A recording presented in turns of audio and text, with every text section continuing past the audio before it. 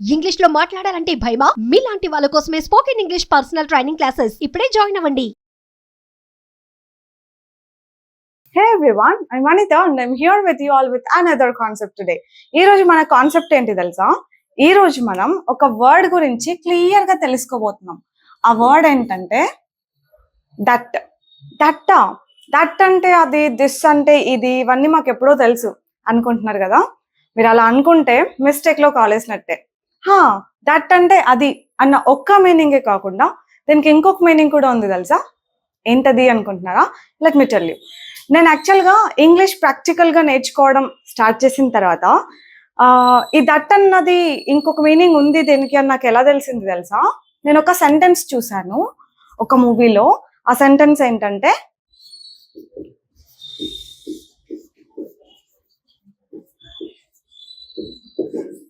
ఇది it's not that easy అని అన్నారు. It's not that easy.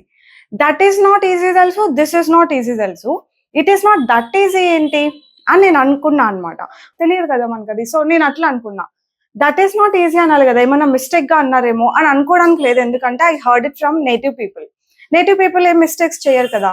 So when I researched about it, దాని గురించి నేను వెతికినప్పుడు ఐ ఫౌండ్ అవుట్ దట్ అంటే అంత అన్న మీనింగ్ ఇస్తుంది అని. ఏమని? దట్ అంటే అంత అన్న మీనింగ్ ఇస్తుంది. అంత. ఇప్పుడు దీని మీనింగ్ ఏంటి? ఇట్స్ నాట్ దాట్ ఈజీ అంటే అదేమి అంత ఈజీ కాదు, ఆర్ ఇదేమి అంత ఈజీ కాదు. ఇంకా మీరు ఇప్పటి నుంచి ఎక్కడ అంత అనాలన్నా మీరు ఇది యూజ్ చేయొచ్చు.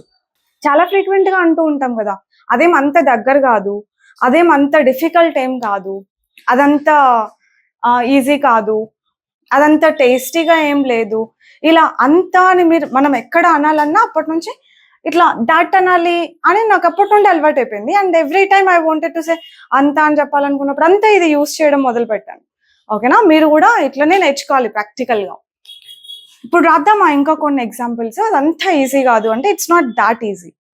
అదంతా డిఫికల్ట్ కాదు అంటే అది మార్చేస్తారు అంతే, ఇట్స్ నాట్ దాట్ డిఫికల్ట్ అని. అదంత దూరం కాదు అనాలంటే ఇట్స్ నాట్ దాట్ ఫార్ అంటారు. ఫార్ అంటే దూరం కదా, సో అదంత దూరం కాదు అనాలంటే ఇట్స్ నాట్ దాట్ ఫార్ అంటారు.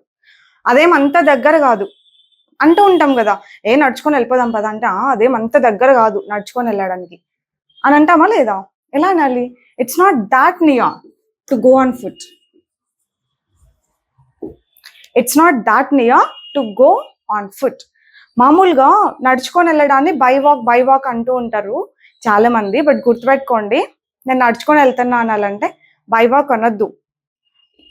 ఏమనాలంటే go on foot or I'm going on foot. నేను నడుచుకొని వెళ్తున్నా అనాలంటే ఐఎమ్ గోయింగ్ ఆన్ ఫుట్. నేను ఆఫీస్కి నడుచుకొని వెళ్తాను అనాలంటే I go to my office on foot అనాలి. ఓకేనా? లేదంటే ఇంకా సింపుల్గా చెప్పాలంటే I walk to my office. గుర్తుపెట్టుకోండి. ఓకే? ఇలాంటివి ఎక్కడ కనిపించినవి, ఎక్కడ వినిపించినవి అలా గుర్తుపెట్టుకొని నేర్చేసుకుంటూ పోవాలి. I go to office on foot, లేదంటే ఇంకా సింపుల్గా I walk to my office. Okay? I walk to my office ఇలా చెప్పేసేయండి. ఇంకా మన కాన్సెప్ట్లోకి వచ్చేద్దాం. It's not that near to go on foot. నడుచుకొని వెళ్ళడానికి అదేం అంత దగ్గర కాదు. నేను అంత ఇన్వెస్ట్ చేయలేను. I can't invest that much. That much అనేది వినుంటారు కదా మీరు, చాలా ఫ్రీక్వెంట్గా వింటూ ఉంటాం. I can't invest that much.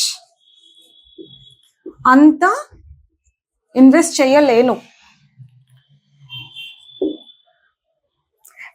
నాకు అంత టైం లేదు అనాలంటే ఎలా? నాకు అంత టైం లేదు, నువ్వు తొందరగా ఇచ్చే, లేదంటే యు కమ్ ఫాస్ట్, నువ్వు తొందరగా వచ్చే, నాకు అంత టైం లేదు. ఎలా అంటారు? I don't have that long. I don't have that long. ఇలాంటివి మామూలుగా స్పోకెన్ ఇంగ్లీష్ ఇన్స్టిట్యూట్లలో నేర్చుకునేంత టైం ఉండదు అనుకుంటా. మీరు ఎప్పుడు ఏ ఇన్స్టిట్యూట్కి వెళ్ళినా టెన్సెస్ నేర్చుకొని వచ్చేసరికి మీకున్న కాస్త 2-3 నెలల టైం అయిపోతుంది. ఇలాంటివన్నీ ప్రాక్టికల్గానే నేర్చుకోవాలి నన్ను అడిగితే. అండ్ నేనే ఇలాంటి వీడియోలు కొన్ని హండ్రెడ్స్ ఆఫ్ షార్ట్స్ చేశాను. If you want to learn things in English naturally, make sure you watch all the videos. మీరు ఇక్కడ ఒకటి గమనించారా? మనం ఈ దాట్ ని నెగటివ్ సెంటెన్సెస్ లోనే వాడుతున్నాం. I can't take that much. ఇలాంటి మోడల్స్ కూడా పెట్టుకోండి. ఇక్కడ ఐ కాంట్ ఇన్వెస్ట్ ఉంది కదా, ఇక్కడ వర్బ్స్ మార్చుకోవాలి. I can't eat that much, నేను అంత వండలేను అనాలంటే I can't cook that much. నేను అంత తినలేను, వండలేను, ఇంకా ఏమంటాం, నేను అంత బేర్ చేయలేను, I can't bear that much pressure. ఇట్లాంటివన్నీ అనమాట. ఇక్కడ వర్బ్ మార్చుకొని ట్రై చేస్తూ ఉండాలి మనం. Okay, I don't have that long, అంత టైం లేదు. ఇక్కడ ఇది మార్చేయండి, I don't have that much of amount, నా దగ్గర అంత డబ్బు లేదు, నా దగ్గర అంత ఓపిక లేదు. నా దగ్గర అనము, నాకు అంత ఓపిక లేదు అంటాం. ఎట్లా అంటారు? I don't have that patience. ఓకేనా? మీరు ఇంకొకటి గమనించారా, నేను ఇక్కడ దట్ అనట్లేదు, దాట్ అంటున్నా. దాట్ కొంచెం స్ట్రెస్ లేదంటే కొంచెం సాగదీయడం లాంటిది చేయాలి మనం ఇక్కడ దట్ ని. ఇంకొక ఎగ్జాంపుల్ రాద్దాం. పాస్ట్ లో కూడా యూజ్ చేయొచ్చు. I did not save that much, నేను అంత సేవ్ చేయలేదు. I did not save that much, నేను అంత సేవ్ చేయలేదు. ఇలా పాస్ట్ లో, ప్రెసెంట్ లో, కంటిన్యూస్ లో మోడల్స్ యూజ్ చేసి మనం ఈ వర్డ్ ని యూజ్ చేసేసేయచ్చు. చాలా న్యాచురల్ గా చాలా సెంటెన్సెస్ లో మనం ఈ వర్డ్ వాడతాం, రియల్ గా స్పోకెన్ ఇంగ్లీష్ లో, ఇన్ఫాక్ట్ తెలుగులో కూడా. కాకపోతే మనం ఇంతవరకు రియలైజ్ అయ్యి ఉందాం అంతే, దాటిని ఇలా కూడా వాడతాము అని చెప్పి. అండ్ క్వశ్చన్స్ అడగలేమా? నీ దగ్గర అంత టైం ఉందా? ఓ, నువ్వు అంత ఇన్వెస్ట్ చేసావా? ఓ, ఇది అంత ఈజీనా అనే క్వశ్చన్స్ కూడా ఉంటాయి కదా, అడగొచ్చా? డెఫినెట్ గా, why not? Is it that easy? Questions అంటే ఏం చేయాలి? హెల్పింగ్ వర్బ్ ముందు పెట్టాలి కదా. Is it that easy?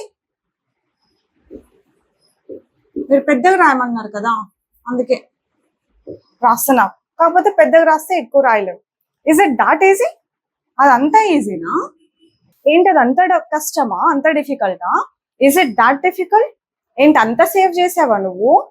Did you save that much? నీకు అంత టైం ఉందా? Do you have that long? నువ్వు అంత ఇన్వెస్ట్ చేయగలవా? Can you invest that much? ఓకేనా? ఇలా క్వశ్చన్స్ అడగాలంటే ఏం చేయాలి? హెల్పింగ్ వర్బ్ ముందు పెట్టాలి. That's it. ఇంకొన్ని క్వశ్చన్స్ రాద్దామంటారా? ఏం చేయాలి? క్వశ్చన్స్ అంటే హెల్పింగ్ వర్బ్స్ ఫస్ట్ పెట్టాలి. క్వశ్చన్స్ అన్నిటికీ గుర్తుపెట్టుకోండి, హెల్పింగ్ వర్బ్స్ ఫస్ట్ ఉంటాయి. WH వర్డ్స్ తో క్వశ్చన్స్ అయితే WH వర్డ్ ఫస్ట్ ఉంది, తర్వాత హెల్పింగ్ వర్బ్ వస్తుంది కదా. మామూలుగా మనం ఎక్కువ ఈ హెల్పింగ్ వర్బ్స్ తో క్వశ్చన్స్ అడుగుతాంలేండి. సో నువ్వు అంతా సేవ్ చేసావా? నీ దగ్గర అంత టైం ఉందా? నువ్వు అంత ఇన్వెస్ట్ చేసావా? ఇట్లాంటి పాస్ట్ కి సంబంధించిన క్వశ్చన్స్ అన్ని did you save that much? నువ్వు అంత సేవ్ చేసావా? వాళ్ళంతా స్మార్టా? Are they that smart? Are they that smart? Pronunciation చూడండి, ఆర్ దే దట్ స్మార్ట్ అనకూడదు, ఆర్ దే దాట్ స్మార్ట్? అంత స్మార్టా వాళ్ళు? మనం అంతా ఎట్లయితే తెలుగులో స్ట్రెస్ చేస్తున్నామో ఇక్కడ ఈ దట్ పైన స్ట్రెస్ చేయాలి ఖచ్చితంగా, లేకపోతే ఇట్ లూజెస్ ఇట్స్ బ్యూటీ. ఓకేనా? ఆ స్ట్రెస్ లేకపోతే దాని బ్యూటీ పోతుంది, దాని మీనింగ్ క్లియర్ గా అర్థం అవ్వదు జనాలకి. ఓకే, డిడ్ తో ఒకటి, ఈస్ తో ఒకటి రాద్దామా?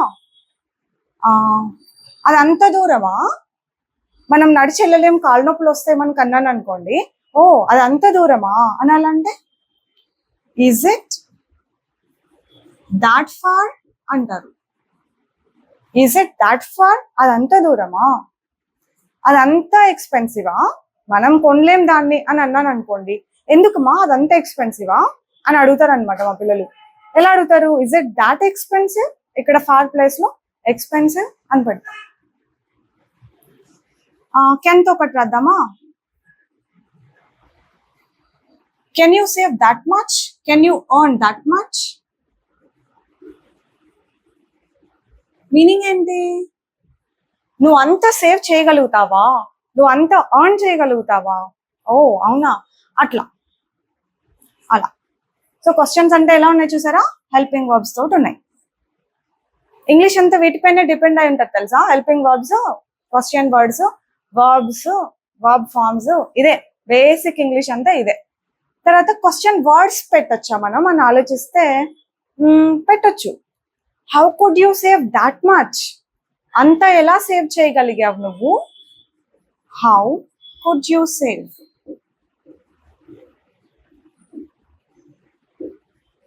That much? అంత ఎలా సేవ్ చేయగలిగావు నువ్వు? అంత అర్లీగా ఎలా లేవగలుగుతావు నువ్వు? నేను 4K లేస్తాను తెలుసా రోజు, ఎందుకంటే 6 నుంచి క్లాసెస్ ఉంటాయి కాబట్టి అని నేను ఎవరు చెప్పినా కూడా అంత అర్లీగా ఎట్లా లేవగలుగుతావు నువ్వు అని అడుగుతారు. How can you wake up that early? ఎలా అనాలి? How can you wake up that early? అంత అర్లీగా ఎలా లేవగలుగుతావు నువ్వు? హౌతోనే వస్తున్నాయి ఎక్కువ క్వశ్చన్స్. అంతే, నాకు తెలిసిన క్వశ్చన్స్ అన్ని హౌతోనే వస్తున్నాయి. మీకు తెలిసిన క్వశ్చన్స్ వేరే క్వశ్చన్ వర్డ్స్ తో కూడా వస్తే కొంచెం బాగా ఆలోచించి కామెంట్స్ లో రాయడం అలాంటి పనులు ఏమైనా చేయండి, ఓకేనా? So that is about that అనమాట. I'm sure you learn something new today. మీరు ఒక్కరే నేర్చుకోవడం కాకుండా కొంచెం షేర్ కూడా చేస్తూ ఉండండి. షేరింగ్ ఈస్ కేరింగ్ అంటారు కదా, so there is nothing wrong in sharing knowledge లేండి. I'll see you all later with some other concept next time. Bye bye. Take care.